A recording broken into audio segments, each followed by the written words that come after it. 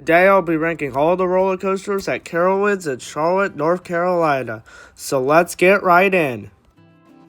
Number 14, Wilderness Run. This is an E&F Miler kiddie coaster. Don't really have much to say about this coaster except I was too tall to ride it, so I don't know what the ride experience is like, but it's probably just an average kiddie coaster. Number 13, Nighthawk. This ride was pretty bad. This is the park's defunct Vekoma Flying Dutchman. This ride was just awful. The restraints sucked, the ride was really rough, and the corkscrews were really uncomfortable, so this ride was really bad. Number 12, Vortex. This is the park's BMM stand-up coaster. This is one of the oldest BMM roller coasters in the world, so this ride is pretty rough. It's got a bad rattle, pretty much pure rough, I'd say. This ride is really rough. It's uncomfortable. I do not like the stand-up feature. I just don't like stand-up coasters in general, so this ride is pretty bad. But the ride layout is just bad too. It doesn't really do anything. So I don't really like this ride. Number 11, Kitty Hawk, formerly known as Flying Ace Aerial Chase. So this ride is a Vekoma Hanging or old school Vekoma suspended family coaster. It's not the new kind, but this ride is just bad. It's got headbanging on a kid's coaster.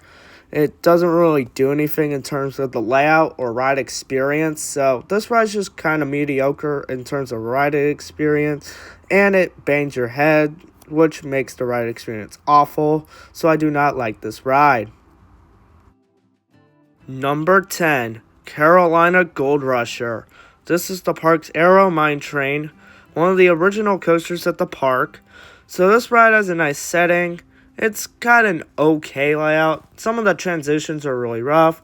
It does have 2 lift tails. It's a long ride.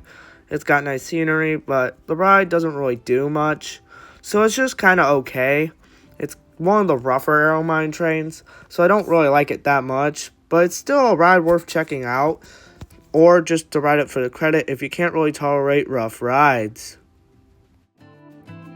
Number 9, Woodstock Express. This ride is pretty fun, but it's not as good as the Gravity Group family wooden coasters because it doesn't have as much of a powerful layout. But this ride's still fun. Just be aware of the tight trains. Those are not really comfortable. But besides that, it's still a fun ride, but it's not the best ride in the park, but it would be a fun ride for the little ones. Number 8, Ricochet. This is just a standard Mock Rides Wild Mouse, and there's not really much to talk about here. Number 7, Hurler. This ride is a pretty mediocre wooden roller coaster. I don't really like the ride experience. The first drop does nothing. Most of the layout is just forceless. There's just no forces whatsoever throughout the whole layout. So this ride should just be RMC'd already. It could be renovated by Gravity Group to make it actually an exciting wooden roller coaster, but it is the 5th most popular coaster at Carowinds, so they're not really going to do anything to this ride, which really sucks. Number 6, Flying Cobras. This is the park's Vekoma Boomerang, and there's not really much to talk about. Much like Ricochet, it's just a standard Vekoma Boomerang ride experience. Except this one has the vest restraints, so you can really appreciate the good intensity and good layout. But I just feel like these rides are still a little overused, even if it has the vest restraints. The layout's just been done way too many times. Number 5, Carolina Cyclone. The park's foreign version Aero Looper. This ride's alright. It has some solid inversions, but it's just kind of an okay roller coaster. I don't find the roughness to be too problematic because my head goes on over the shoulder restraints, which makes this ride tolerable.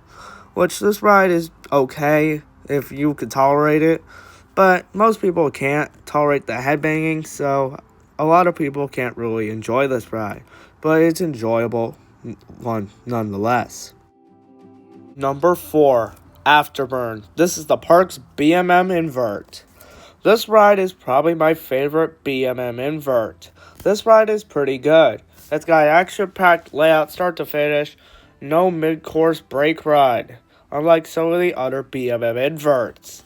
which this ride has a good vertical loop. There's a good 0G roll, but the highlight of the ride is the Batwing element, which goes underground into a trench, which this ride has a pretty good inversion with the Batwing. This ride has an okay first drop. This ride is pretty good for a B&M invert. Number 3, Copperhead Strike. This is the Parks Mock Rides multi-launch coaster, which opened up in 2019. This ride is a great presentation, some great theming, and a good layout except for the launches. Like the hang time filled vertical loops are really good. Probably the best part of the ride is the first hang time filled vertical loop. There's some great inversions, some great airtime, and it is overall a great ride.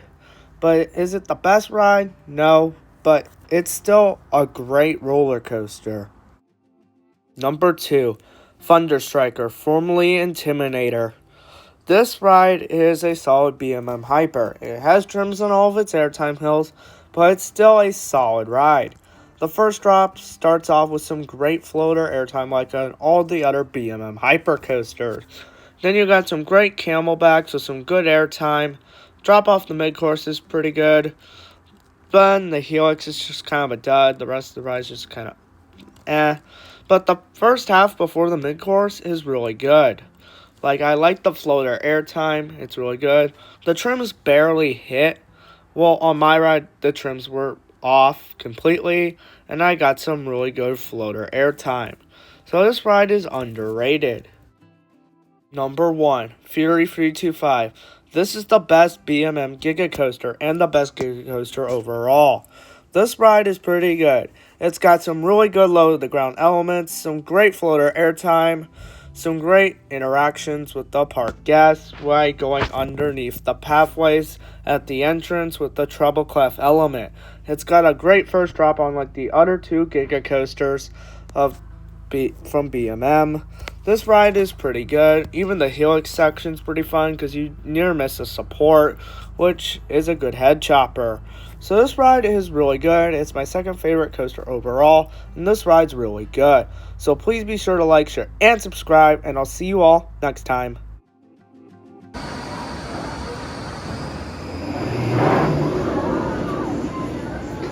Welcome back, everybody. How's it?